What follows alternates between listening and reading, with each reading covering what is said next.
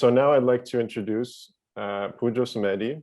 He's currently, he's an associate professor of anthropology and head of the graduate program in anthropology at Universitas Gadjah Mada in Yogyakarta, Indonesia. So for those who aren't familiar with Indonesia, that's kind of an important place for anthropology. And he is also right now a fellow at the Freiburg Institute for Advanced Studies at the University of Freiburg in Germany. And Professor Semedi originally got his PhD at University of Amsterdam in 2001. And he's been a visiting professor numerous times in Germany and elsewhere internationally, including at University of Toronto in anthropology, at University of Heidelberg, at the Institute for Ethnology. And he's authored numerous publications. Currently, there is a new publication coming, which is a co-authored book with Tanya Lee, who's here with us today. And the book will be called Plantation Life, Corporate Occupation in Indonesia's Oil Palm Zone. And that's with Duke University Press coming out in November 2021. And since the 1980s, Professor Semedi has pursued a commitment to historical anthropology, to placing different forms of rural economic life in a broad historical context, combining participant observation with archival research. A lot of that research has focused on central Java, the densely populated agricultural heartland of the archipelago of Indonesia, but also has done research in Kalimantan in these sort of so-called frontier zones where with palm oil and different kinds of resource extraction taking place. And so many different types of rural development have been examined in Professor Semedi's work, from the fisheries, of course, in his work, in his early work on over a century of the fishery livelihoods on the north coast of Java, as well as tea plantations, environmental conservation, the Youth Scout movement, and one topic that I've been joking is very relevant to those of us at ZMO, wild pig hunting. And so we might, it could be helpful if ever we can get Professor Semedi to the ZMO grounds. So these debates have contributed to debates about agrarian politics in Indonesia, rural capitalism, moral economy, kinship, and citizenship.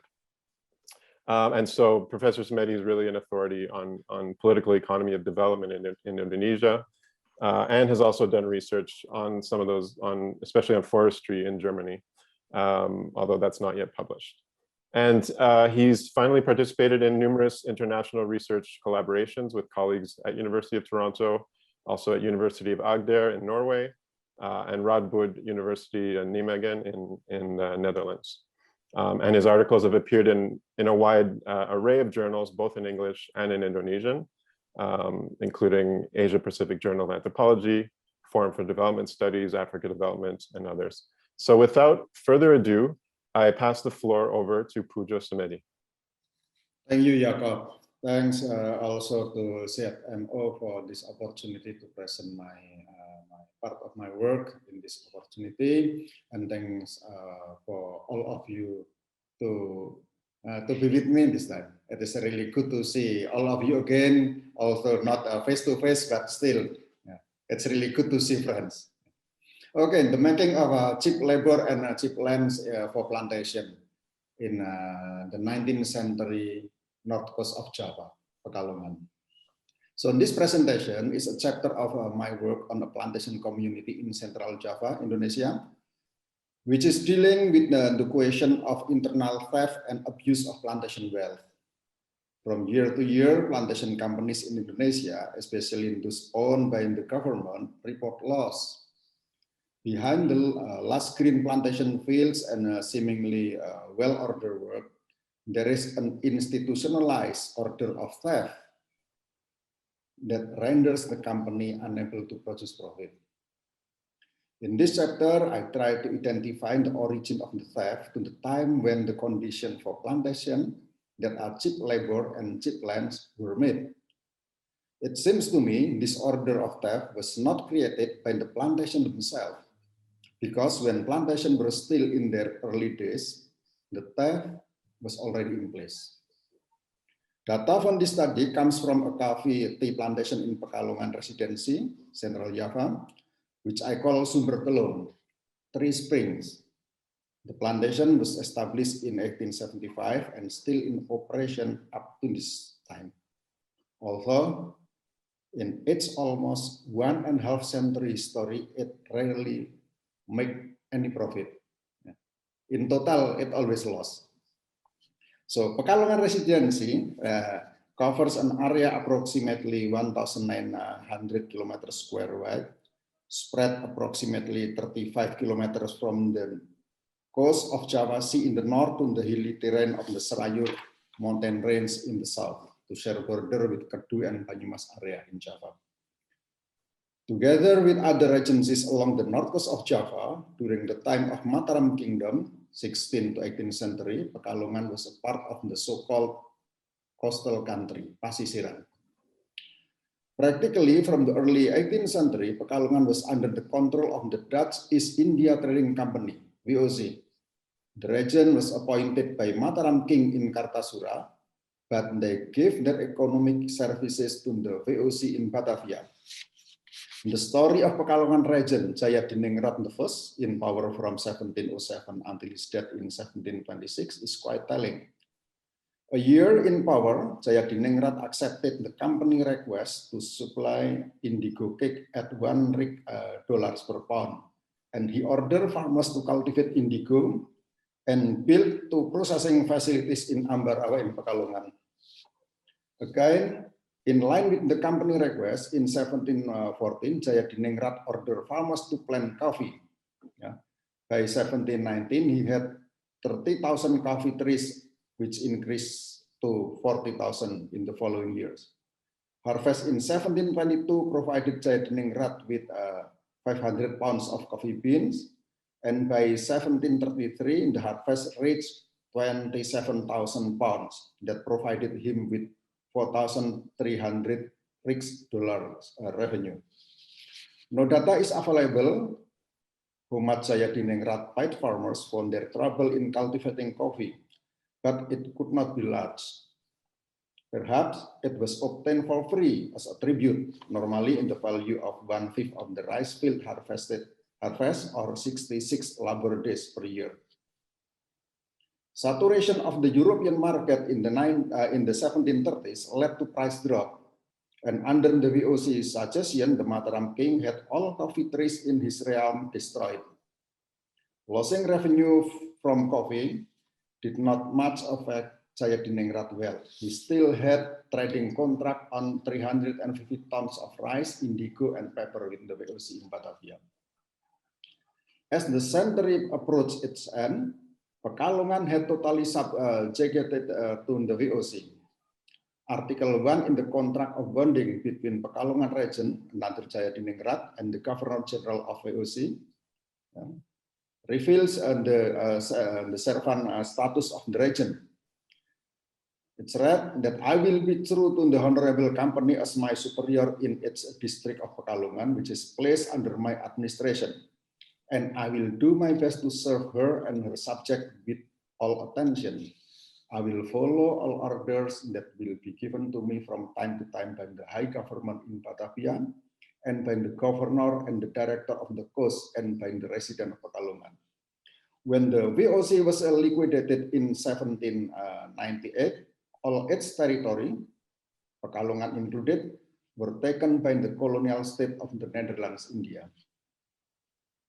In the first 3 decades of its existence, the colonial government struggled to earn revenue from the state treasury. Unlike the VOC, the colonial government could not directly engage in trading, and yet a reliable legal and administrative basis for taxation was non-existent.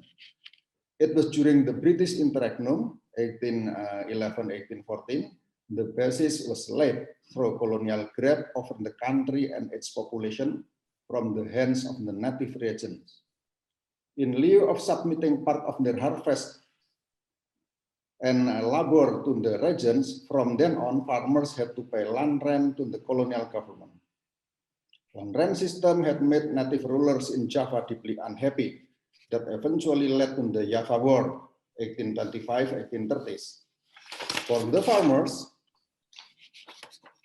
the land rent had released them from the claws of their autocratic feudal rulers, but it also served as a basis for the colonial regime to exercise direct control over their land and labor. In 1828, Johannes van den Bos was appointed as Governor General from the colony with a specific task to make Java profitable for the Netherlands economy, to save the Dutch budget from the burden of paying 20 million guilder of Java war costs, and later on the cost to quell Belgium resistance. Van den Bos was said to be a liberal, a harbinger of capitalist development in Java. He planned to make Java productive by disciplining and integrating the careless and wasteful farmers with the market economy through cultivation of commodity crops.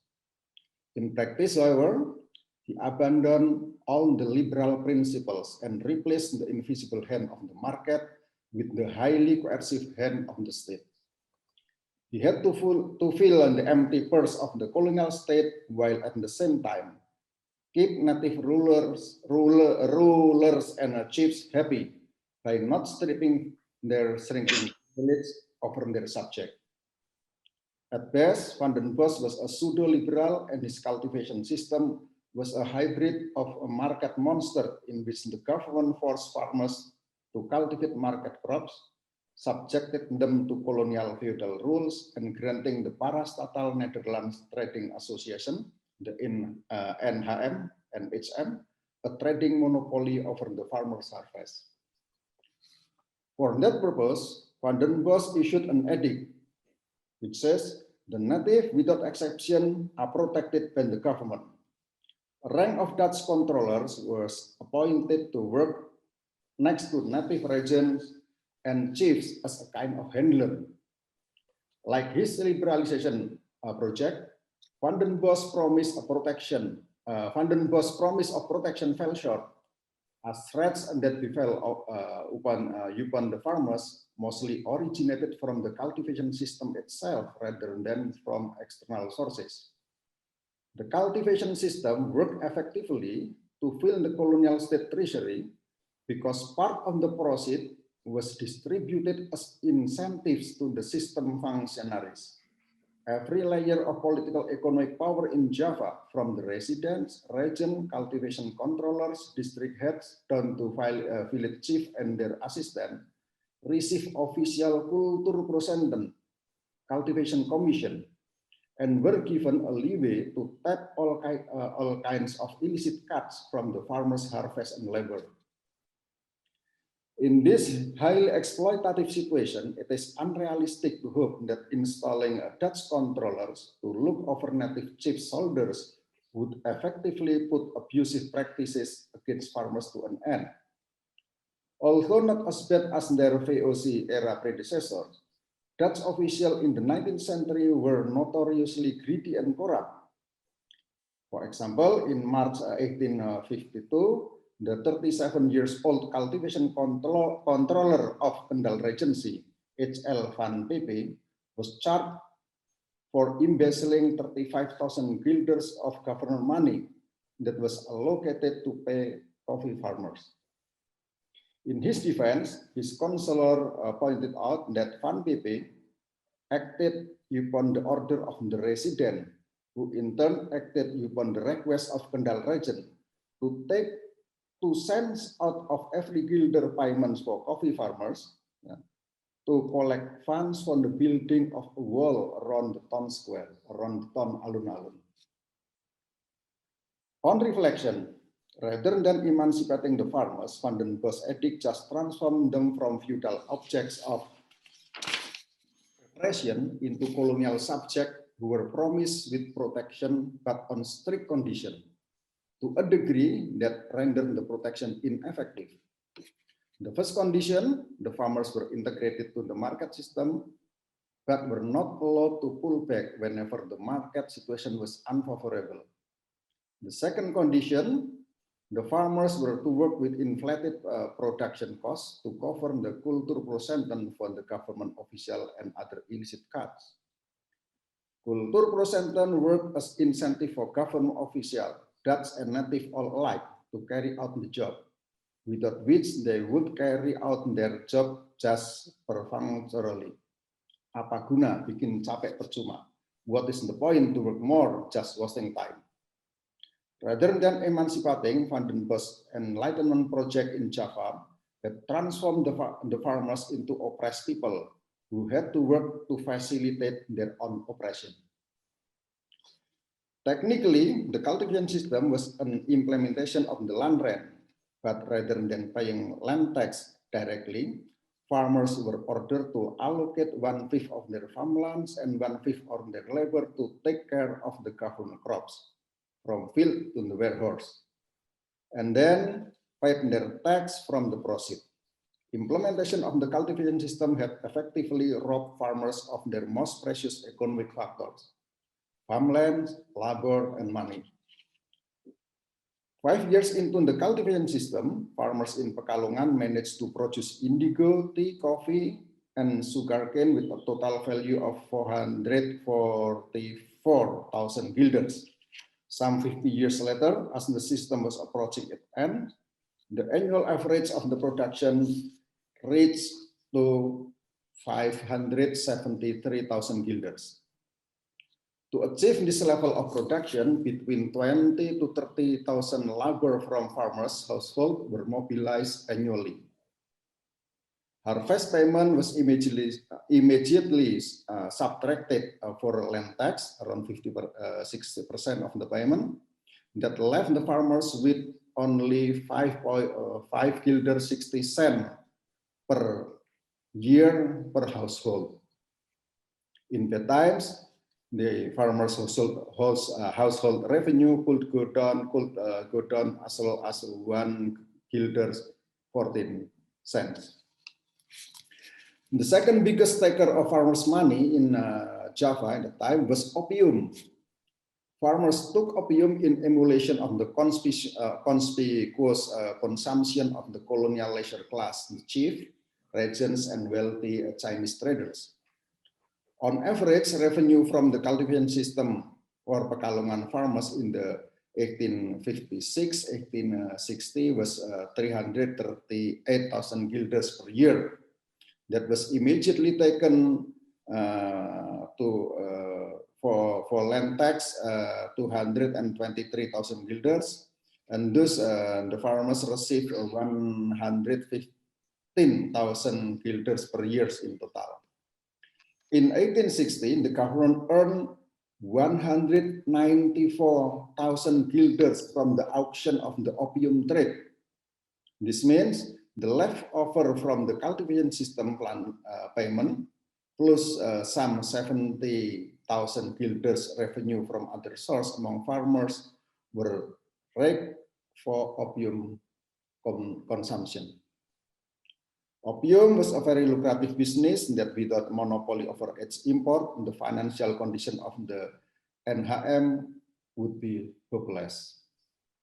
To the government, to the NHM and opium agent, opium was a great money machine.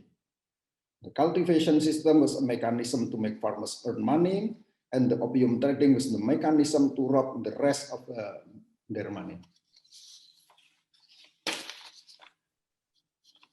Resistance. Okay. Upward social mobility could, to some extent, reduce farmers' suffering as the burden of the cultivation system was passed down the social rank with a growing weight. The higher one's position in the social stratification, the less exposed his life from the burden of cultivation system. A traditional part of upward social mobility available for farmers was village leadership, becoming a chief or his assistant, that would save them from serving in forced labor and enjoyed a little share from the cultivation proceeds and land tax. Position as village functionaries, however, was a privilege for landowners, descendants of the village founders. Newcomers and landless farmers, Bujang and Manumpang, in the village were excluded from this opportunity.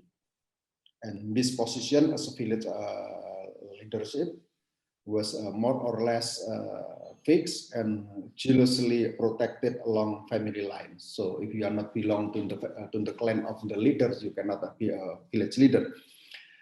Having nowhere else to escape from their suffering, farmers turned to local religion. In Kalisalak village of Kalisalak district, Kiai Haji Ahmad Rifai 1876 opened a pesantren boarding school for village youth to learn Islamic laws.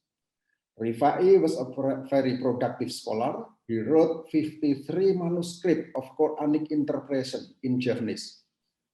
Rifai teaching attracted the farmers because he spoke out what they wanted to speak up, but dared not to or did not know how to.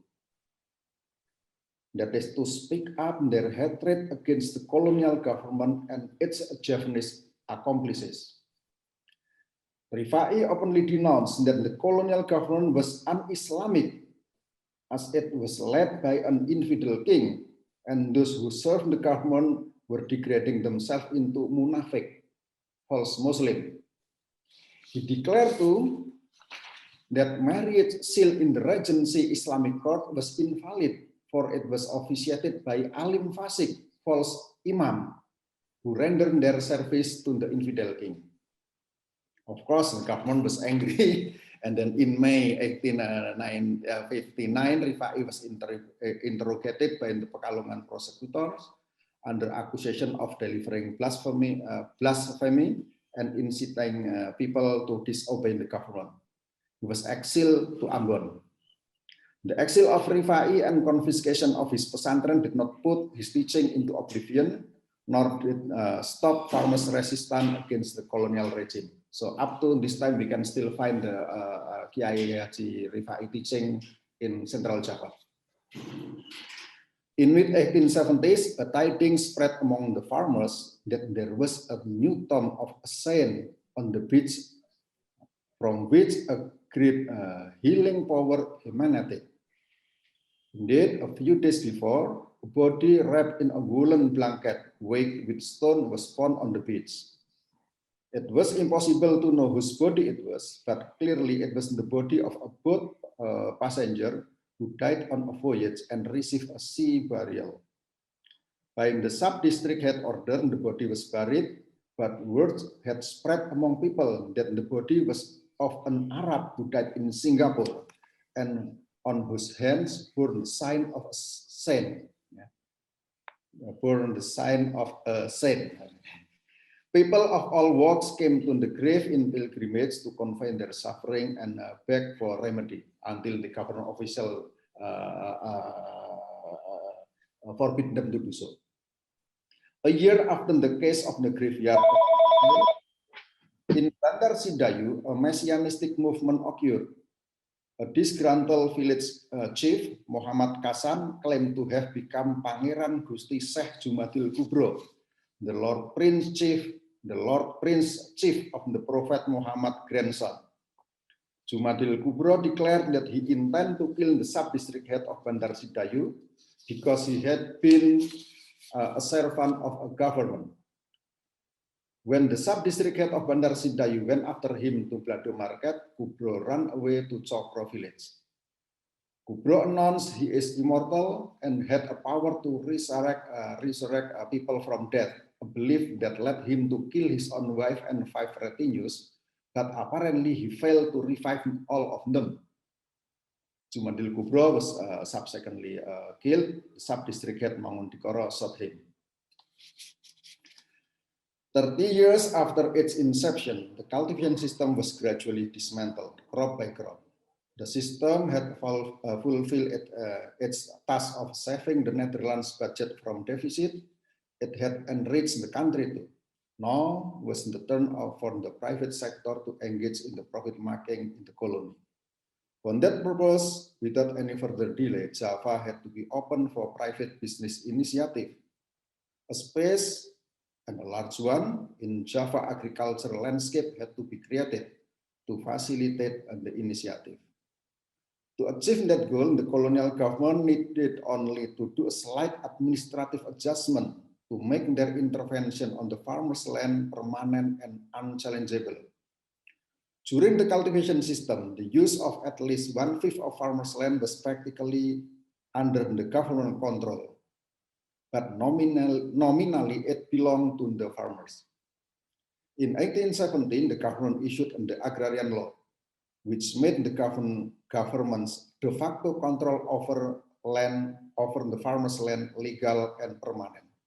The first article of the law states that the principle remains that all land on which the right of ownership is not proven by others is the domain of the state. Several months prior to the introduction of the Agrarian Law, in July 1866, Governor General Van Sloot announced his solemn assurance to the people of Java that landowners' right is to be officially recognized and safeguarded against infringement from any parties. Just like Van den Bosch's promise of protection, Van Sloot's promise of safeguard also came with a sharp sting. The assurance was given to farmers at the cost of losing a large chunk of their lands permanently. Recognition to the native landowners' right was merely an instrument to create the possibility for Dutch private capital to acquire the state domains on long-term leasehold, or land of the native population on short-term lease, 30 years. And to provide a legal base for land renting between native and non-native. The government adamantly justified their claim over land ownership with false technical terms of wasteland.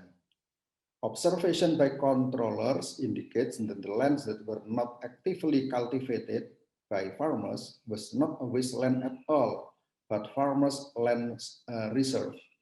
Many of the lands were in the process of natural regrowth into secondary forests and function as sources of sugar, fruits, vegetables, and building materials before they were opened again to cultivate rice. Upon the introduction of the Agrarian Law, farmers in southern district of Pekalongan lost 35.2% of their lands to the government, in which 35.2% was 40,000 to 42,000 hectares out of 122,000 hectares, in which 7,500 hectares were leased to plantation companies and 35,000 hectares were managed as state forests. It was possible for farmers to cultivate the state land, but they would need official permits from the government, which was hard to obtain, almost impossible. Those who live nearby forests and were determined to utilize the forest resources were risking themselves being criminalized as thieves, while those whose lands were taken for plantation and wished to make a living from their old lands, they had to accept being degraded to make a living as a coolie in plantation. With the introduction of the 1870 Agrarian Law, the colonial government could lease land in Java at virtually cheap price to private companies. Farmers had to pay between 6 to 12 guilders of land tax for a bow, that is 1.6 hectare lands, while the plantation companies only had to pay 4 guilders. Farmlands are not cheap. Their value is related to and reflected on its productivity. A cheap farmlands could only take place because it was made cheap. The cheap land in Java was made through a gradual process of grabbing by force and false promise. The first step was stripping the local rulers of sovereignty over their territory and subject, which was carried out in the 1810s Liberalization. And the second step was insertion of the government claim over the use of more than 1/5 of farmers' land for the cultivation of the government crops. Finally, the government claim over land was made permanent through the declaration of ownership, domain verklaring. The land grabbing was politically carried out by subduing the native rulers through the Java War and absorbing them in the colonial administration with a lavish salary and culturprocenten and other illicit incentives during the cultivation system. The effect of this subjugation was the dismantling of the structure of resistance to the colonial presence. When finally the colonial government declared state ownership over the lands, nobody was capable of resisting, not because everybody agreed to the policy, but mainly because the structure to organize effective resistance had gone. The land and labor in Pekalongan were made cheap through a combination of grabbing and by force and false promise of protection. The colonial government agrarian policies in the 19th century, the 1810s liberalization and the cultivation system had brought Javanese farmers closer to the market system, a move that, according to Samuel Popkin, potentially could benefit farmers. But the potential hardly materialized because farmers were not free to pull out from the market when the situation was not favorable. And the production cost was heavily burdened by culturprocenten, and the rest of their money was taken away through opium consumption. Instead of making farmers wealthy, the cultivation system just made them impoverished. The process of bringing the Javanese farmers closer to the market system had effectively degraded them to become servants, if not slaves, in their own house, to live under the domination of extortioners. The promised government protection was not to emancipate them, but to ensure that the appropriation of their wealth and productivity was exclusive for the extortioner, for the government. Economist Albert Hirschman described three options for people when they deal with power that dominates their life, be it firm, organization, or state. Those three are loyalty, voice, or exit. Loyalty in the case of 19th century Pekalongan was the option taken by most native elites, and they work and they collaborate with the colonial government.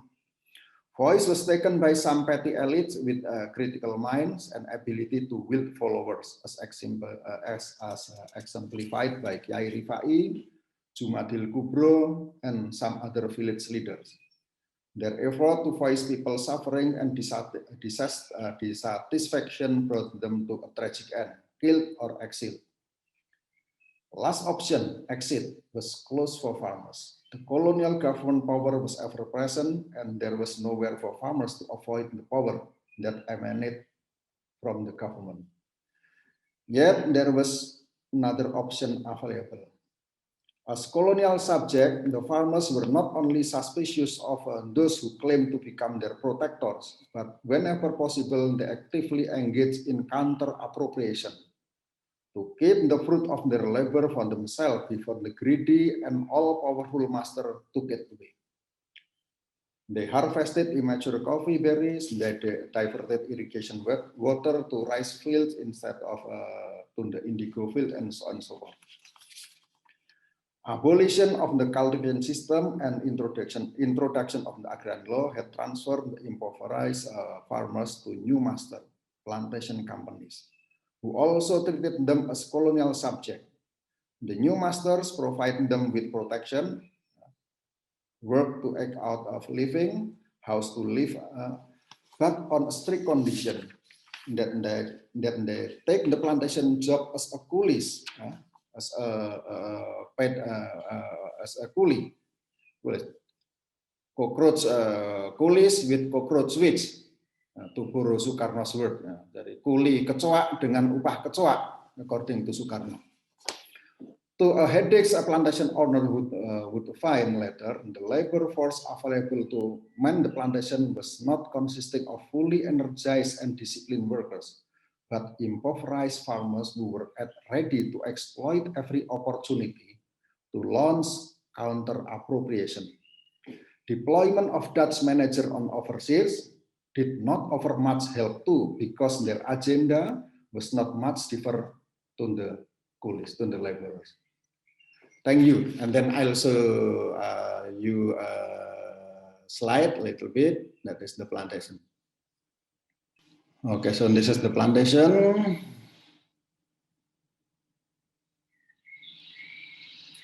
Next, please. Yeah, just the workers, the coolies. Java. Next, please. Pekalongan regencies, residencies. Opium Edict, 1870s. Next, please. And this is the size of lands taken by government after the Agrarian Law. Okay. Next, please. This is the plantation in the 1930s. Okay, thank you very much. If you have comment or question, yeah, you're welcome. Terima kasih. Vielen Dank. Terima kasih. Thank you very much. So yeah, we will jump into a question and answer session, but I wanted to just say for, one or two words, just to put everything in context.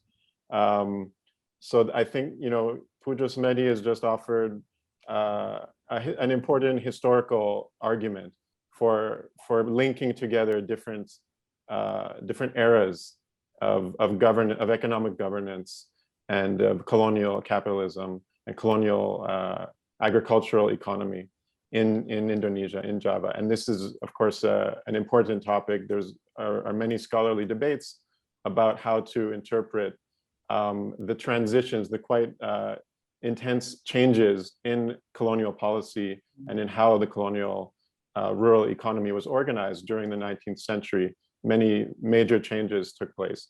And the cultivation system, or the cultuurstelsel, I don't know how to pronounce Dutch words, is an important, one of the major topics of these debates. And Professor Semedi has just sort of argued that that system was not only important for how things operated during that phase, but also for setting up a longer process through which the shifts between different stages of organization of the law and of the economy actually set up a process where cheap labor and cheap land were created as factors of production for the plantation economy that developed later under private control. And of course, so in the 19th century, Java is the heartland of Indonesia, the agricultural heartland. And in the 19th century, it was for a time, the number 2 producer of crops like sugar, in the world. And sugar and coffee was kind of the economic engine. And the cultivation system was actually a coercion to produce these crops.